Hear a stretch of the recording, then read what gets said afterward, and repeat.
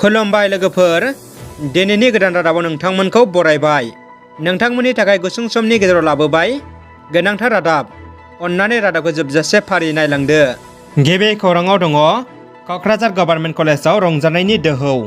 क'क्राझार सरकारि फरायसालिमानि फरायसा फरायसुलि आरो फोरोंगिरिफ्रा दिनै खुसिजों हाजासे रंजादों मोसादों। BTR सरकारनि 1 बोसोर आबुं सान फालिनायाव मैया 18 डिसेम्बराव आसामनि मानगोनां गिबि मन्थ्रि डक्टर हिमन्त बिश्व शर्मा बिथाङा क'क्राझाराव बाहागो लाफैना गोजोनथाव बिबुंथि होदों। क'क्राझार गभर्नमेन्ट कलेजखौ मुलुगसोलोंसालिसिम फोजौखांनो खोथा होनाय आरो थाबैनो बेखौ मावफुंनो गिबि मन्थ्रिनि थांखि लानायनि खौराङा क'क्राझार गभर्नमेन्ट कलेजनि फरायसा फरायसुलि आरो फोरोंगिरिफोरखौ गोजोनग्लाय होदों। सावगारियाव नुनाय जुलि जानाय आइजोआ गोमाना दं। मुङा प्रिया नार्जारी, ओरैनो गावदां मुङैबो मिथियो। गामिया दलहापारा, लासो खुंग्रिं, जिल्ला चिरां, BTC। बे आइजोआ मैया 18 डिसेम्बर फुंनि 7 रिंगासोआव न'निफ्राय 4 बोसोरनि फिसाज्ला ज्योति नार्जारी आरो फिसाय अकाराम नार्जारीखौ गारना बहाबा खारना दं होनना न'खरनि सुबुंफ्रा फोरमायदों। नोंथांमोना जेरावखि नुवा प्रिया नार्जारीखौ हमना दोन, लोगोसे 9395572548 नम्बराव खौरां हरनो न'खरनि सुबुंफ्रा गुरै खावलायदों। BTR बाउन्डारि कमिसननि चेयारमेन PP बार्माया रुंसारि जानायनि उनाव मैया गोदानै चेयारमेनखौ आसामनि गिबि मन्थ्रि डक्टर हिमन्त बिश्व शर्मा बिथाङा थिसनो। डक्टर आशिष भुटानी IAS बिथांखौ BTRनि सिमा बारायनाय आरो सिमा दानख'नायनि सासे गाहाय दैदेनगिरि महरै गोदानै सायख'ना होबाय। बे बाथ्राखौ आसामनि गिबि मन्थ्रि डक्टर हिमन्त बिश्व शर्मा बिथाङा फोसावो। दानिया फैदो गुबुन मोनसे खौराङाव।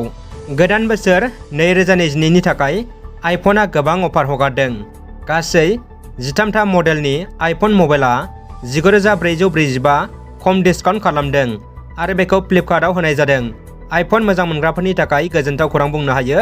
गुबुन फारसेथिं गोदान बोसोरनि थाखाय गुबुन गुबुन एन्ड्रइड मबाइलफोरखौबो बे समाव डिसकाउन्ट होगासिनो। सावस्रि बिफाननि रिपर्ट बायदिब्ला सोलिफु समाव रायजोआव कर'नानि गाग्लोबनायाव 4 सुबुङा थैदों आरो गोदानै 119 सुबुंनाव कर'ना सन्देरनाय खौरां मोन्दों। शुक्रबारनिफ्राय रायजोआव गासै 1094 सुबुंफ्रा कर'नाजों गाग्लोबजाना फाहामथाय लागासिनो दं होनना मिथिनो मोन्दों। NLFनि गाहाय बाथाखौ लाना गोसारनाय नंखाय खौरांखौ लाना दिनै बाथाया खुगा बेखेवदों। बे समाव माखासे असमिया खौरां बिजोङाव गोसारनाय बाथाया हाग्रायाव थांफिननाय नंखाय खौराङा रायजोआव गोनो गोथो साननाय लाबोनाय समाव मानगोनां बाथाया दिनै खौरां बिजोङाव नुजाना आबुं रोखा फोरमायथि होदों। गिबि मन्थ्रिजों सावरायबाय थानाय समाव मानो खारनो होनना बाथाया बुङो आरो बे समाव सावरायनाया गाहामै सोलिनाय बाथ्राखौ बाथाया रोखा बुंथियो। आसामनि थाखाय गाहाम खौरां। रायजोआव 1 लाख सरकारि साख्रि थिसनथाइ होनो गेदेर फोसावथाइ होदों। साख्रि थिसननायनि लामाया आबुं जाबाय।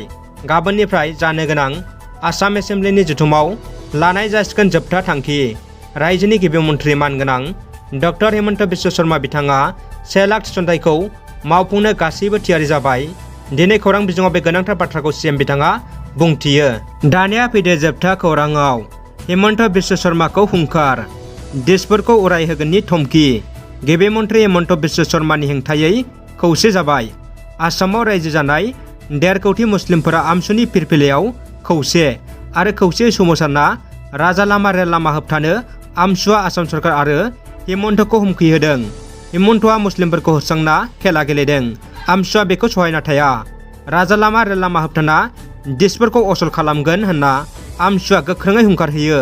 मख'नो गोनांदि आमसुआ सोमावसारनो गासै थांखि लानाय बाथ्राखौ खौरां बिजोङाव फोरमायदों। रादाबा एसेनोसै लोगोफोर। रादाबखौ जोबजासे नायनायनि थाखाय गासैनिसिमबो गोजोननाय बावहरबाय।